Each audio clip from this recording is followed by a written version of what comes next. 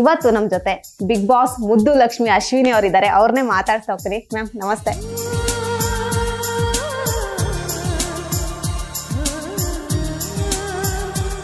Big boss opportunity ಬಂದಾಗ ಒಂದಷ್ಟು ಜನ ಮೈಂಡ್ ಸೆಟ್ ಇಷ್ಟು ದಿನ ಇರ್ತೀನಿ ನಾನು ಅನ್ನೋ ಸ್ವಲ್ಪ ಪ್ರಿಪೇರ್ ಆಗಿ ಹೋಗಿರ್ತಾರೆ.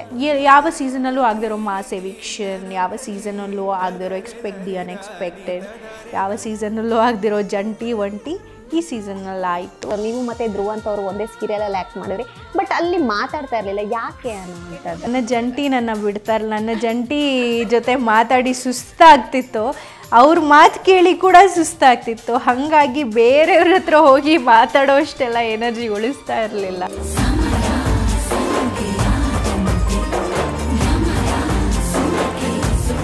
ನಿಮ್ಮ ತುಟಿ ಬಗ್ಗೆ ಒಂದಷ್ಟು ಓಡಾಡ್ತಾ ಇತ್ತು, ಪ್ಲಾಸ್ಟಿಕ್ ಸರ್ಜರಿ ಮಾಡಿಸಿದ್ದಾರೆ ಅಂತ ಹೇಳಿ, ಹೌದಾ ಏನು ಅನ್ನೋಂಥದ್ದು?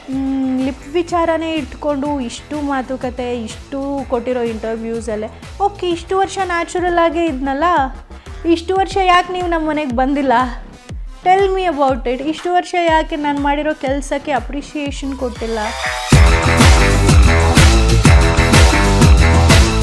ಇಷ್ಟು ವರ್ಷ ಅಷ್ಟು ಪ್ರಾಜೆಕ್ಟ್ಸ್ ಮಾಡಿದ್ದೀನಿ, why did you come to interview me? Simple question. ಸರಿ, ನನಗೂ ಗೊತ್ತಿದೆ ಏನೋ ಇಂಪ್ಯಾಕ್ಟ್ ಆಗಿದೆ ಅಂತ, ಯಾಕಂದರೆ ನನ್ನ ಮುಖದಲ್ಲಿ ಆಗಿರೋ ಬದಲಾವಣೆ ನಾನೇ ಮೊದಲು ಕನ್ನಡಿನಲ್ಲಿ ನೋಡೋದು.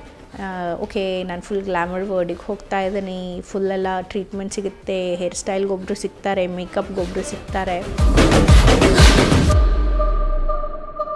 ಹೇಗಿತ್ತು ಅಲ್ಲಿ ಇಲ್ಲಿಯ ಮತ್ತು ಅಲ್ಲಿಯ ಒಂದು ಎಕ್ಸ್ಪೀರಿಯನ್ಸ್? ಹೆಣ್ಮಕ್ಳಾದರೆ ಕರೀರೋ ಅವಳನ್ನು ಅಂತಾರೆ, ಗಂಡು ಮಕ್ಕಳಾದರೆ ಸರ್ ಬನ್ನಿ ಸರ್ ಅಂತಾರೆ. ನಾರ್ಮಲ್. ಅಶ್ವಿನಿ ಅವ್ರ ಬಗ್ಗೆ ನಂದು ರಕ್ತದ್ದು ಏನು ಇನ್ಸಿಡೆಂಟ್ ಆಯಿತು ಆವಾಗಲೇ, ಓ ಅಕ್ಕ ಇವಲ್ಲೇ ಇರಿ ಅಕ್ಕ ಸಿಂಗರ್ ಅಂತೆ, ಹೌದಾ? ಇಲ್ಲ, ನೀವು ಎರಡು ಲೈನ್ ಹಾಡಿ. ಬಾಳಲ್ಲಿ ನೋವೆಂಬುದೆಲ್ಲ ಮಾಮೂಲಿ, ನಾವಿಲ್ಲಿ ಗೆಲ್ಲೋದು ನಮ್ಮ ಕೈಯಲ್ಲಿ, ಇಲ್ಲಿ ಹುಟ್ಟಿದಂಥ ನಮಗೆಲ್ಲ ಸ್ವರ್ಗ ಮೇಲಂತೆ, ಮೇಲೆ ಎಲ್ಲೋ ಇರುವ ದೇವರಿಗೆ ಇಲ್ಲಿ ಗುಡಿಯಂತೆ.